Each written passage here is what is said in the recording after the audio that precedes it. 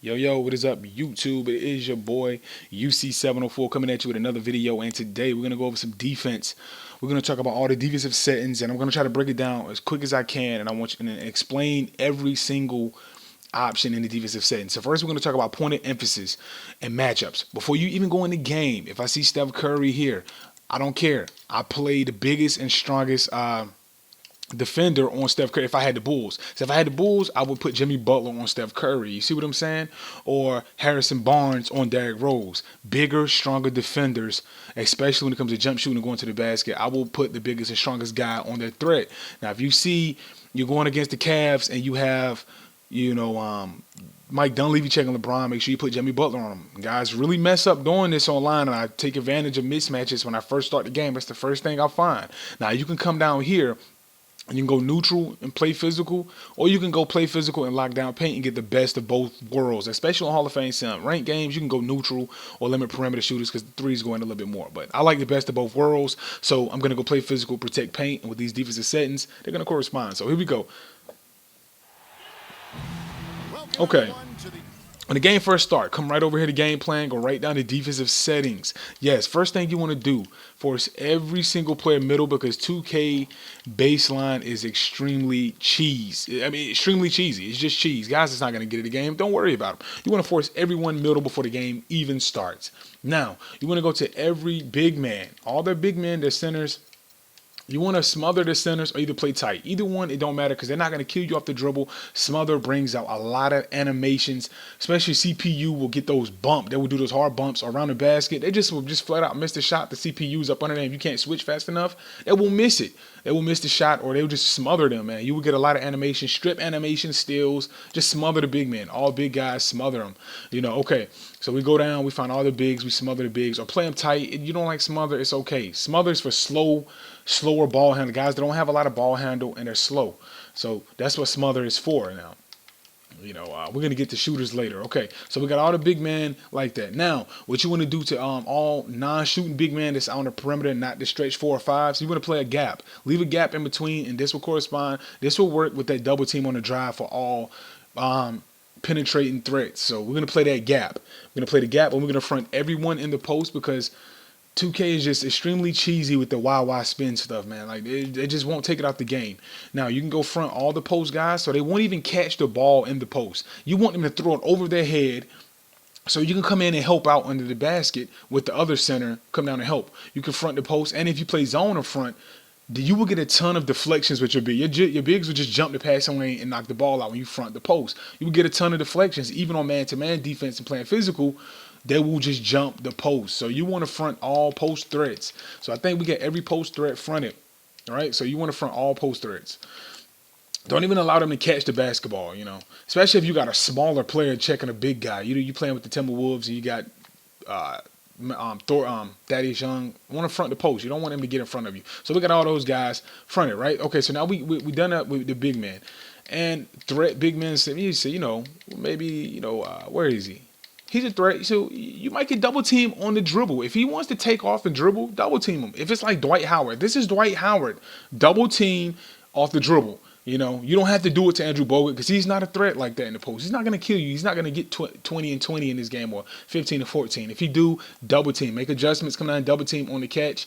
As soon as he catch the ball and take off with it, your guy will come down. You can pluck and get a lot of steals that way.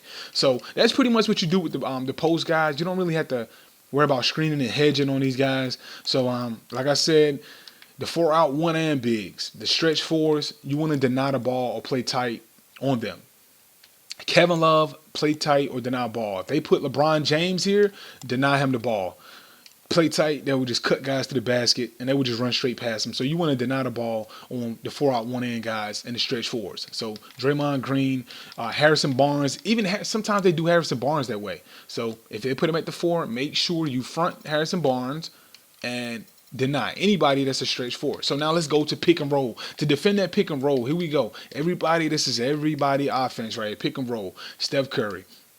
Screener. You want to either go under or ice the screen. I go ice on guys that just love to dance around those picks. I do it. I love to dance around screens. Ice him and hard hedge. Ice is basically, I'm gonna tell you what ice is. You don't even allow the guy to go over the screen. What you gotta do is jump the lane. As soon as the screen will come up, you just jump over the path of the screen. That will open up the baseline. The guy go. Then the guy that's checking the screener, you just pick the guy that's ball handling up, so he won't go all the way to the basket. You see what I'm saying? Ice work really good for people that love to dance around screens. Now, guys that don't want to dance, you can just go under the screen and pick up a corner, especially on Hall of Fame sim. The jump shots don't fall in a lot. Go under. But Steph Curry, I'm gonna ice because everybody loves to dance over those screens. You just cut the screen out entirely. Just be careful. The ice does give up pick and pop. That is the weakness to screen, or that is weakness to ice, but nobody do pick and pop. So that don't matter. You may run into a few guys that play sim and run pick and pop, then go under. So there we go. We're gonna ice Steph Curry. Now, everybody that is a threat, remember, that is a threat going to the basket like Andre Iguodala, you want to double team on drive. When you have gap big men, when you're playing a gap on a big man, this will work great. I'm telling you that you get a ton of bump animations when he tries to get to the basket. So anybody that said, who else is a threat going to the basket on this team? Maybe Harrison Barnes. Double team on the drive. But now you get the best of both worlds if you're going to play deny on all the shooters and lock down the paint. You will really get a strong bump, and you will attack those aggressive penetrators down with that lockdown paint.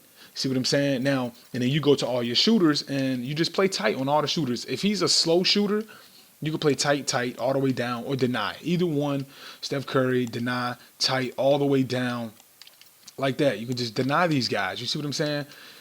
You could just play him tight, play him tight, a gap or moderate. If he's going to be that stretch four, remember, deny him the ball, but you're going to deny him anyway. There you go, man. That's how you have it. Iguodala, you can play moderate. Still play him tight because you're doing the best of both worlds with the protect paint and play physical, and then you still denying guys. So you will still get help, especially with your big man on the gap, right? Remember, they're still on the gap, so you will get help when the guys drive like that, deny. Reason why I stay away from tight on guys like Iguodala, because you can cut him to the basket, and that will be a free cut with really no help for alley-oop. So deny him, or play moderate. Either one. The slow guys that can't beat you off the dribble, Brandon Rush, he's not going to kill you off the dribble. Smother him. Anybody that's slow, that's at the 3 or the 2, that's very slow, smother them. They're not going to kill you off the dribble because Andre Miller, smother them if they have him in the game. Guys like that, smother those guys. They're not going to kill you. You would just completely take their dribble away. And deny on all shooters like that. If they're not a shooter, Sean Livingston, play a gap. Play a gap on him too. He's not going to kill you. Anybody that's a non-shooter, there you go. That's how it will look. Now, that's pretty much all you do, man. And if they're a threat off the pick and roll, you come in, like I said, go under or ice it. Guys like Iguodala, LeBron, be careful with ice because they will go through your body. Guys like LeBron James, Iguodala, Carmelo, those guys go through your body. So just go under on them and hard hedge. Period, point blank, if you think they can do that. If they go in the post, front the post. Don't even allow Iguodala to even catch the basketball. You will get help defense with that lockdown of paint. So just remember that, guys. That's pretty much my time, man. I try to explain it. This takes a lot of time setting up. So what you do is come in the game, go do their starting 5. You right? Just go in and do their starting 5 on your first timeout, second timeout. Go in. If they put people in the game, go in and apply it to those guys. Right here, this also, in my opinion, affects the defensive settings. You put this to 90, and this will kick in with ice and play tight and all that stuff. So I try to, put it at 85, 50, 65. It's totally up to you in tennis D. So the biggest thing on defense, guys, is adjustments. Make adjustments, man. If a guy's killing you, like I said, if any of this stuff don't work, adjust it, change it. If they play a different type of way, they play a different type of game, like I said, adjust. Shots don't fall that much, so go under the screen or ice it on a slow guy like, Klay Thompson. If they want to do the screen and roll, hard hedge on them. That's my time after. Like I said, they're a threat. Double team them on the drive.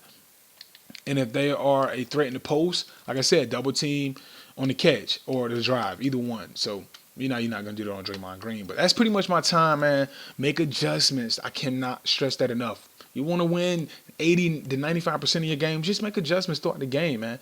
Don't be stubborn and stick in one place, and because, guys going to adjust too on offense. So that's my time, man. UC 704. I'm out, man. Peace.